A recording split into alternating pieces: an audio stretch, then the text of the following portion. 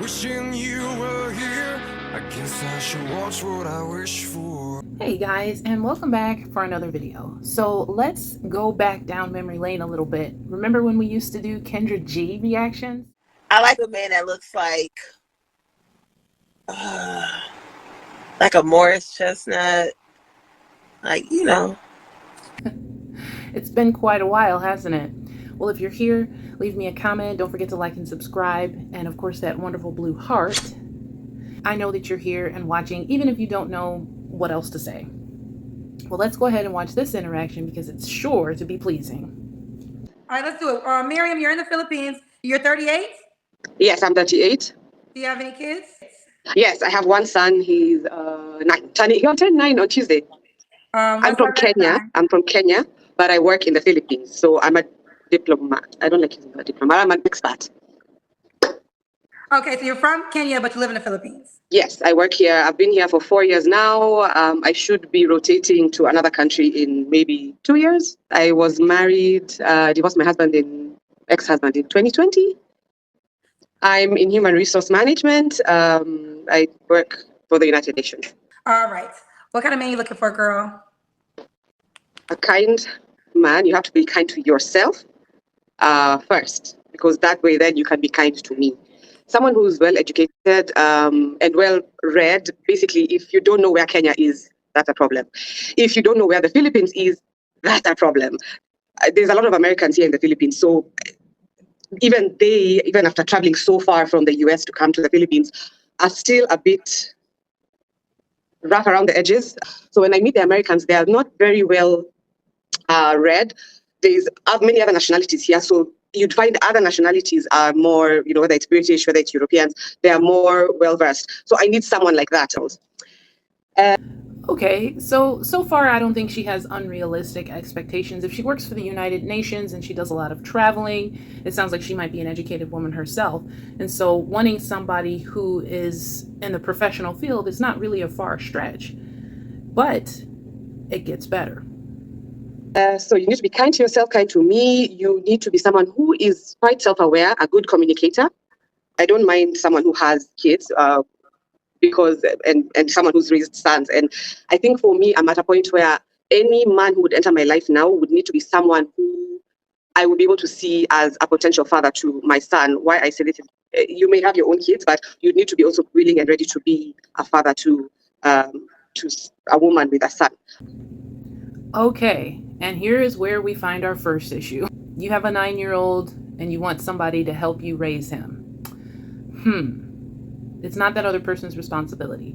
If they want to be a father to your child, fine. If they don't want any involvement at all, whereas maybe financially they don't feel like they need to pay for things for this child, whether it be around the house, maybe they don't feel like they need to clean up after or cook for or provide anything. While I personally would think it would be a great trait for a man to have, to come in and be a great stepdad, it is not and should not be a requirement, because that is, after all, your responsibility and your son. And you say you don't mind if he has children. Well, I hope that if he does have children, you will be a mother, quote unquote, to his children, just as you require a father out of him. I'm just saying. Where's his real father? His real father is back in Kenya. So, okay. Not involved, like nothing. Yeah. So what are your deal breakers? Deal breakers. So you don't have a passport. That's a problem. That's a problem. Let's start there. Because the nature of my job is one where we'll move around a lot. Now, if you do want a situation where we are settling down together, it would likely mean that then I'm the one coming to you and moving to you, right? If that is the case, then you would need to be in the 150K upwards bracket. Yep. And now we just went left. 150K bracket is without a doubt a high value man. And if I can recall, the late Kevin Samuels pretty much demonstrated and said the requirements of a high value man would be fit and friendly, meaning a size 4 to a size 8, something like that. She looks beyond that. She's 38 years old. You're looking to settle down now at almost 40. Like, at this point, you need to keep your job, point blank period. Like, expecting a guy to come in with 150K to take care of you and your son at 38, and you're not, let's just be real. Like, I'm not trying to be mean or anything, but she's just not the best looking girl in the world. Like, Kendra G is older than her and is like killing her in appearance. Like, if we just look from the left photo to the right photo, we see pretty, and then we see, I don't even know. Like, literally, you guys had me rolling in the comments of this video. Some guy said, okay, well, she may be working in the Philippines, but she left her hairline back in Kenya. It's true. Like, you're not a looker. You know, you may be successful, you may make a good amount of money, you may be educated, and all that is fine. But to want a high value man, a man that, you know, makes 150K, you know, G's or whatever a year, is a far stretch. You know what I mean? For somebody with her level of attractiveness. Like, men are visual. Men are very visual. And you don't have the qualities that a man typically looks for. You know, like, we'll just look at Kendra G and we'll use her as a comparison point. We have somebody who is fit. You know, we have somebody who is pretty. We have somebody who is stylish to a certain degree. And some people might say, okay, well, the Cowardly Lion wig's a bit much. And I do agree it is. But she's still attractive, way more attractive than this lady. In fact, I would go so far as to say this lady might look better with a Cowardly Lion wig, because her hairline is just out of there. Like, it is shot to pieces. And it looks fried and dyed and dry. It looks terrible. I'm gonna just be honest. And she's not super pretty. So if guys are visual, high value men especially, you can tell she's not a size 4 to 6 just in her like facial appearance and everything, and neck and shoulders and stuff. And granted, neither am I. I mean, you guys can see I'm sitting here with this big bowling ball, but you know, I'm also 9 months pregnant, so I've got a little bit of an excuse. But I am gonna knock her for the 150K thing, because it's like, do you make 150K? Have you ever dated somebody who makes 150K? I'm just saying, it seems like a far stretch for you. I just need someone who is a professional. You need to be a professional in all ways. In your career, you need to be professional, a professional of sorts. So you could be a suit, a banker, finance. You could be in project management. You could be in construction. You could be in, you know, wherever. But just be a professional. So you need to be presentable. Okay, he had to stop it again, but I just remembered the person from earlier I was trying to quote. They were like, when did George Foreman all of a sudden get all these standards? George Foreman? As presentable as I am. Okay, so when I'm standing next to you, it's like, yes, this is what a person said. Tax Master DFW said, "Man, please wait until you leave the Philippines, because you can't compete with the Filipinas there. They are more fit, feminine, and don't have your wild requirements."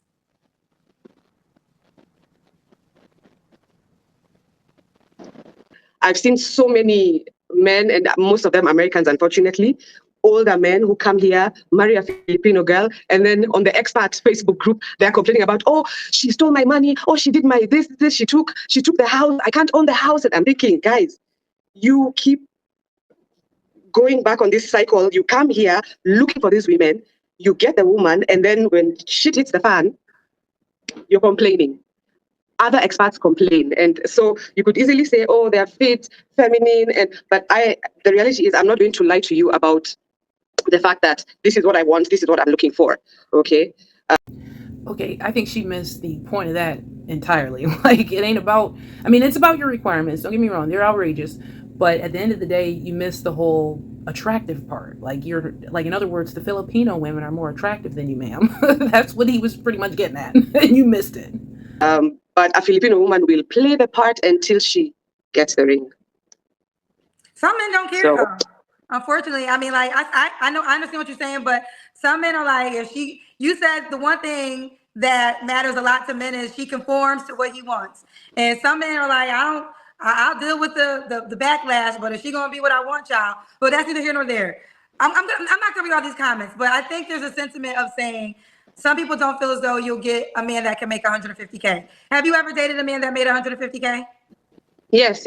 I said yes. Yeah. Okay. So she's dated a man that's made that amount of money before. Okay. We did the Kendra Kim already? Who believes that? Who believes that? I mean, maybe in her heyday or something, maybe she was a bad chick, you know, before she hit her late 30s. I don't know. It kind of makes me worry. I mean, I'm 35. I've only got 3 years until I'm her age. Let's hope that I don't make that hardcore dive like she did.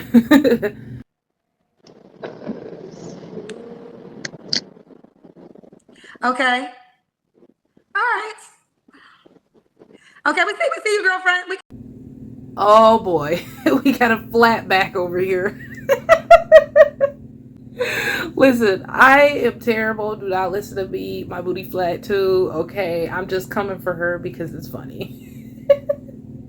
We got you, mama. All right. When was your last relationship?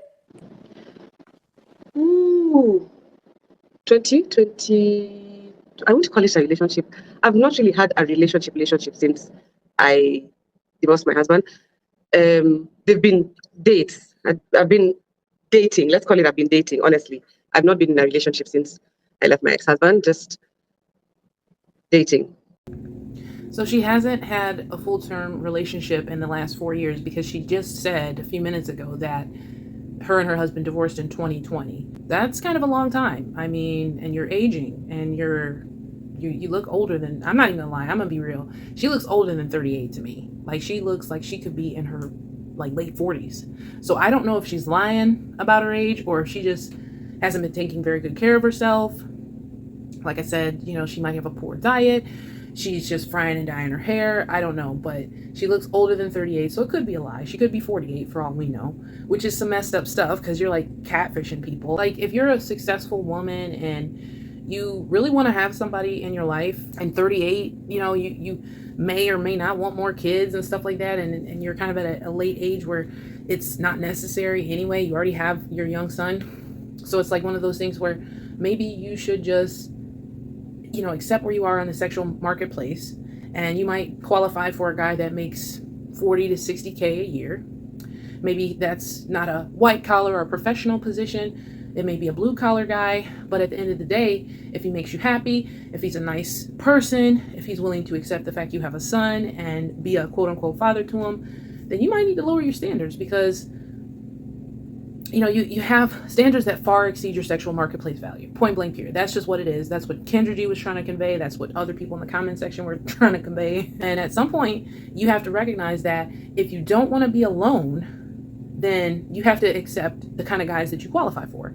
If you're okay with being alone because you don't want to settle, then just be alone, be single, because these high value men can do better than you.